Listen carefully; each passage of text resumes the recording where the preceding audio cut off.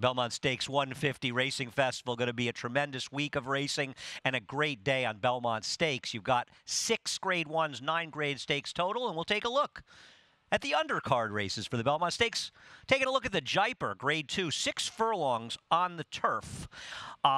We've got last year's winner, Disco Partner, and we'll take a look at Disco Partner and Holding Gold. Both horses potentially running the race. We know we're going to have Disco Partner. There he is, rallying up the inside into a very fast pace set by actually his uncoupled stablemate, Pure Sensation. Disco Partner, one of the best turf sprinters in the country last year, finished third in the Breeders' Cup Sprint as well, which we'll see in a moment. He's one of the horses to beat in this race, a sensational horse that shows up and runs well pretty much every single time. Now, the big dog in this race might be Stormy Liberal, a horse who tried this race last year and broke badly, but he didn't break badly at Telmar, last year when he won the Breeders' Cup Sprint. You see those grays up there, and it's kind of cool to watch them. Stormy Liberal, obviously extremely talented. Disco Partner ends up finishing third in this race. You see him on the outside, but Stormy Liberal just getting up in the shadow of the wire. He was in Dubai last time. Not sure he's showing up, but he is one of the invitees, and we're hoping to have last year's Breeders' Cup Turf winner here.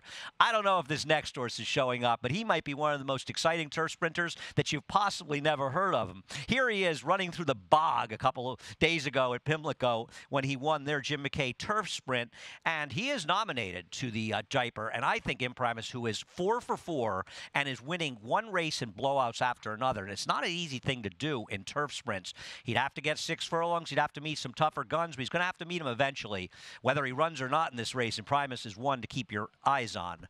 Blind Ambition for Todd Pletcher beat Conquest Panthera, talented horses, when they met in actually the Elusive Quality in the beginning of the Belmont meet. And Blind Ambition, now, whether or not he's going to be this good at 6 furlongs remains to be seen. He has won at 6 furlongs, but this 7 furlong blowout win from the Elusive Quality, extremely impressive for trainer Todd Pletcher. And off of this race on this Belmont course, you'd have to think that he's one of the players in this race.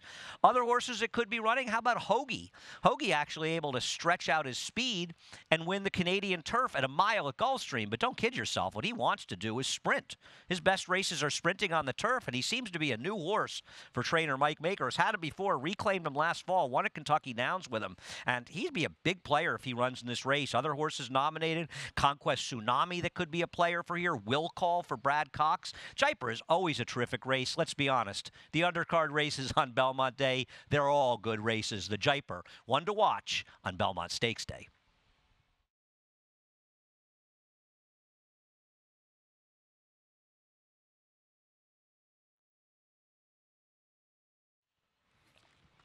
Oh, I thought you were. Usually, no, I just meant